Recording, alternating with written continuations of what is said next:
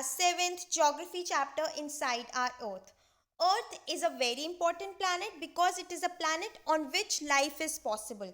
अर्थ पर life possible है. जिंदा रहने के लिए जितने भी रिसोर्सेज चाहिए होते हैं that all are available on the planet earth. हम सब अर्थ के ऊपर ही रहते हैं. लेकिन अर्थ के अंदर क्या है? What is inside our earth? Earth के अंदर क्या है? This is the main question कि अर्थ किन चीज़ों से बना है. That we are going to discuss in this chapter. So let's begin. Earth is a dynamic planet. Dynamic planet मतलब कि चेंज होता रहता है. अर्थ के अंदर चेंजेस आते रहते हैं, कॉन्स्टेंटली आते रहते हैं, अर्थ के अंदर भी और अर्थ के बाहर भी. सो अर्थ क्या है? एक डायनेमिक प्लानट है. जो अर्थ का अंदर वाला पार्ट है, इंटीरियर पार्ट है, और एक्सटीरियर पार्ट है मतलब बाहर वाला पार्ट है, वो अलग अलग तरह के रॉक्स और मिनरल्स से बना है. सो इंटीरियर और एक्सटीरियर दोनों में ही अलग अलग तरह के रॉक्स और मिनरल्स हैं. अगर हम इंटीरियर समझें अपने प्लैनेट अर्थ का, तो बहुत सारी लेयर्स से बना है अर्थ. जैसे कि आप इस पिक्चर में देख सकते हो that there are several layers. आपने एक अनियन देखी है, प्याज. जैसे अनियन जो होती है उसके ऊपर एक के ऊपर एक लेयर्स होती हैं. सिमिलरली अर्थ भी जो है वो बहुत सारी लेयर्स से बना है. रेडियस की बात करें तो अर्थ का रेडियस है 6371 kilometres. The radius of the earth is 6371 kilometres. अब हमने समझा कि अर्थ बहुत सारी लेयर्स से बना है. तो वो लेयर्स क्या क्या है? सबसे पहली जो लेयर है वो है क्रस्ट, जो सबसे ऊपर होती है. उसके बाद आ जाती है मैंटल एंड लास्ट आती है कोर. तो तीन मेन लेयर्स हैं अर्थ की. There are three main layers of the earth.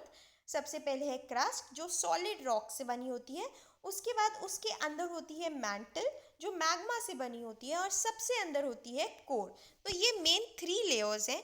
Core को हम डिवाइड कर सकते हैं आउटर कोर में और इनर कोर में, but mainly there are three layers that are crust, mantle and core. Crust की बात करते हैं जो सबसे ऊपर होती है. जो सबसे ऊपर लेयर होती है अर्थ की उसको हम कहते हैं क्रस्ट. और क्रस्ट जो होती है सभी लेयर में सबसे थिनेस्ट होती है, सबसे पतली होती है. कॉन्टिनेंटल मास में इट इज़ 35 किलोमीटर. अगर हम देखें इस पिक्चर में, जैसे आप देख सकते हो कि ये कॉन्टिनेंटल मास है, तो ये कितना है? 35 किलोमीटर का है यहाँ पे क्रस्ट.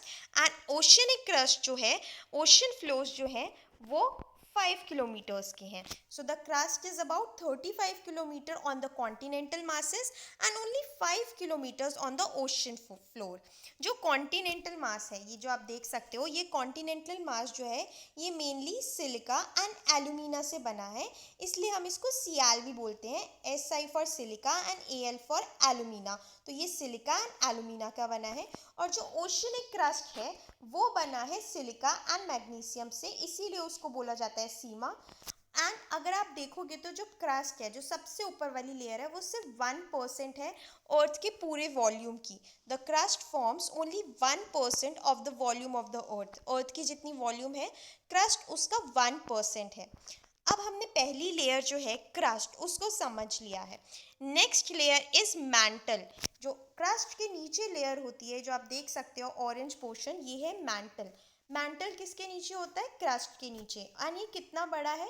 इसकी डेप्थ है 2900 किलोमीटर की. ये एक्सटेंड करता है डेप्थ में 2900 किलोमीटर बिलो द क्रस्ट. जो मैंटल है वो 84% है अर्थ की टोटल वॉल्यूम का. हमने समझा था कि क्रस्ट कितना था? 1% था. लेकिन मैंटल जो है that is 84% of the volume of the earth. अब थर्ड लेयर क्या है हमारी? कोर. कोर जो है वो अंदर, सबसे अंदर वाली लेयर जो है उसे हम कोर कहते हैं. The inner most layer of the earth is called core. और कोर का रेडियस कितना है? 3500 किलोमीटर. 3500 किलोमीटर का रेडियस है कोर का. एंड कोर किससे बना है? इट इज मेड ऑफ निकल एंड आयरन. निकल और आयरन जिसको हम फेरस भी कहते हैं उससे बना है कोर. इसीलिए हम इसको शॉर्ट में नाइफ भी बोलते हैं. Ni फॉर निकल एंड Fe फॉर फेरस. जो बिल्कुल सेंट्रल पार्ट है, बीच का पार्ट है कोर का, उस वो बहुत ज़्यादा हाई टेम्परेचर होता है उसमें, बहुत ज़्यादा हॉट होता है और बहुत ज़्यादा प्रेशर होता है उसमें. और कोर कितना है? अगर हम अर्थ के वॉल्यूम को ध्यान में रख के देखें तो कोर फॉर्म करता है 15% of the volume of the earth. Crust सिर्फ 1% था। फिर हमने मैंटल को देखा, mantle is 84% of the volume of the earth and core is 15% of the volume of the earth. अब हमने तीनों लेयर्स को समझा। Top most layer was crust, उसके बाद mantle and third is core.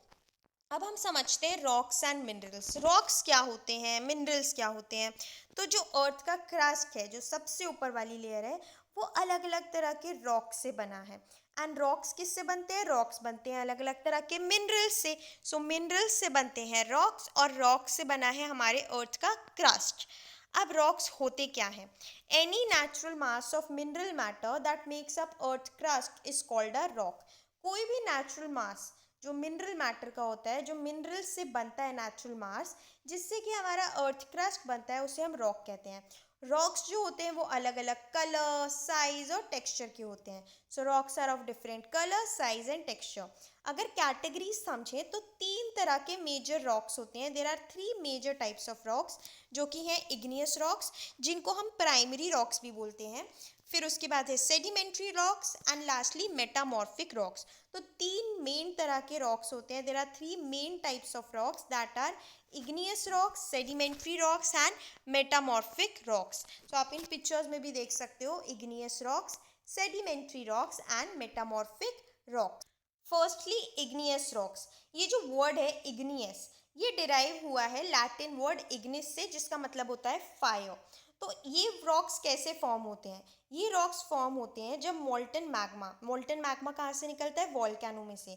कि जब मोल्टन मैग्मा ठंडा हो जाता है तो वो सॉलिड बन जाता है और फिर वो बनते हैं इग्नियस रॉक्स, जिनको हम प्राइमरी रॉक्स बोलते हैं। तो ये रॉक्स कैसे फॉर्म होते हैं, जब वॉल्केनो में से मोल्टन मैग्मा ठंडा होता है निकल के, वो सॉलिड बन जाता है, तो उससे बनते हैं इग्नियस रॉक्स या फिर प्राइमरी रॉक्स। अब इग्नियस रॉक्स की भी कैटेगरीज है further, intrusive igneous rocks and extrusive igneous rocks. इसको समझते हैं।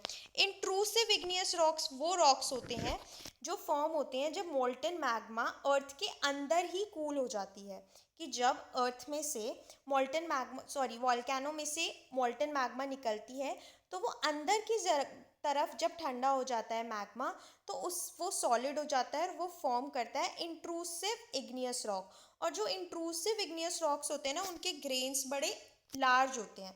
तो ये कैसे फॉर्म होते हैं इंट्रूसिव इग्नियस रॉक्स, जब मोल्टन मैग्मा ठंडा होता है इनसाइड द अर्थ, ठीक है, उसको हम कहते हैं इंट्रूसिव इग्नियस रॉक्स। और इसके कैसे होते हैं, बड़े लार्ज ग्रेन्स होते हैं।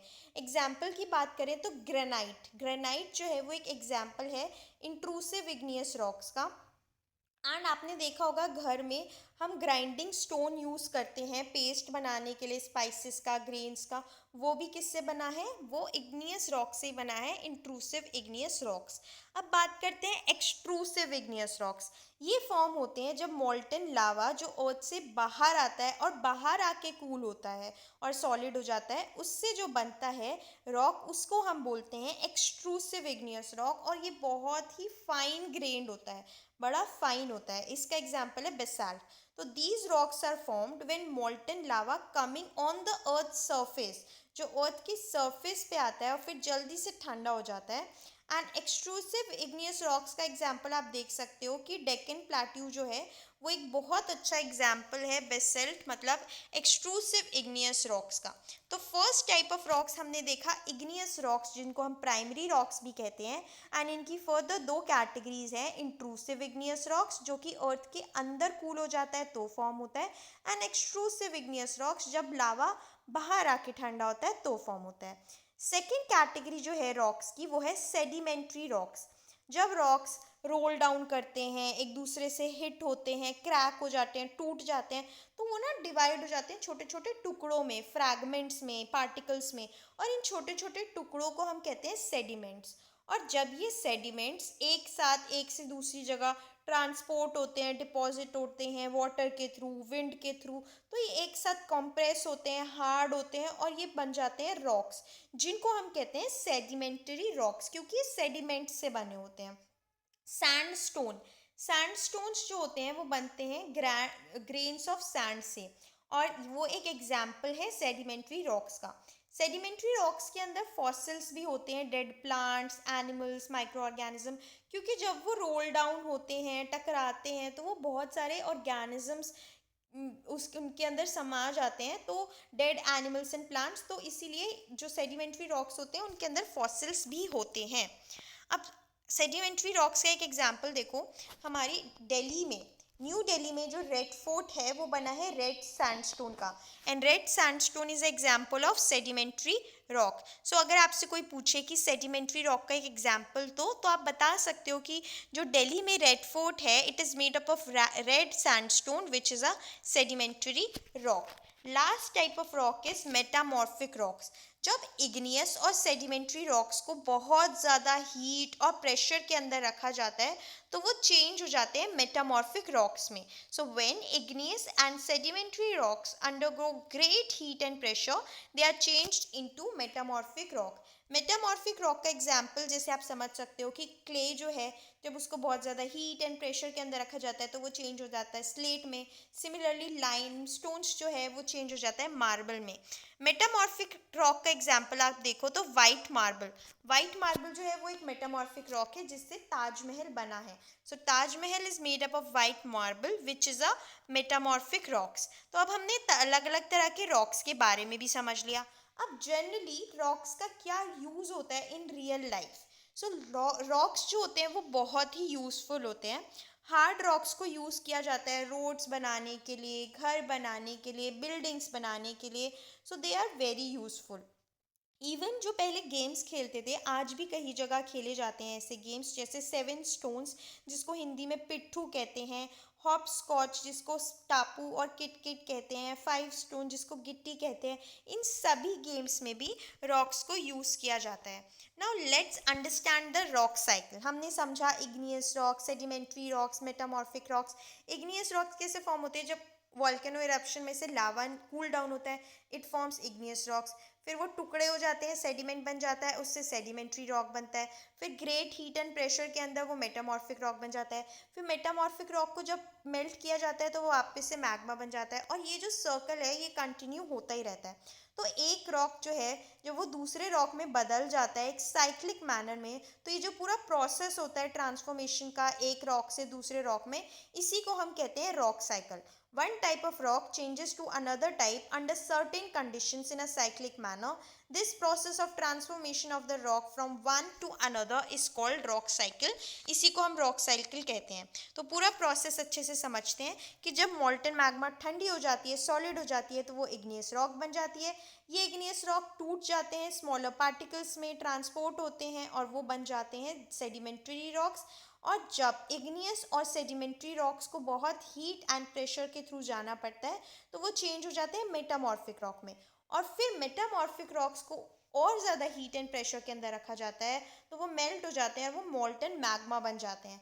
और ये मॉल्टन मैग्मा दोबारा से ठंडी होती है और इग्नियस रॉक बन जाती है।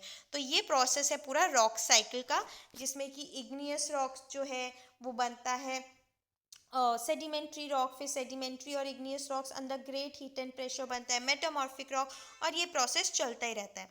अब हमारे रॉक्स बने अलग अलग तरह के मिनरल्स से। मिनरल्स कहाँ से मिलते हैं?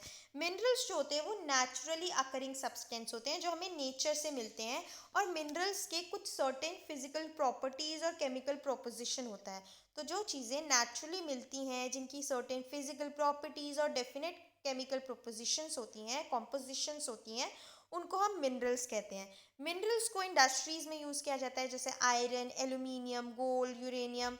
मेडिसिन में यूज़ किया जाता है, फर्टिलाइज़र, फ्यूल जैसे कोल, नेचुरल गैस, पेट्रोलियम, इन सभी जगह पे मिनरल्स का यूज़ किया जाता है। तो ये हमारा चैप्टर था इनसाइड आवर अर्थ, जिसमें हमने समझा कि हमारे अर्थ के अंदर 3 मेन लेयर्स हैं। अर्थ हमारा रॉक से बना है। There are 3 main different types of rocks. Rocks के अलग अलग यूजेस होते हैं, रॉक साइकिल होता है पूरा। सो ये चैप्टर हमने समझा। आई होप आपको ये चैप्टर अच्छा लगा। If you like this video, do give it a thumbs up, subscribe to this channel for more such videos, send to your friends, share with your friends to help them. And अगर आपको कोई भी doubt है तो आप freely comment कर सकते हो, I will give you the reply. Thank you for watching.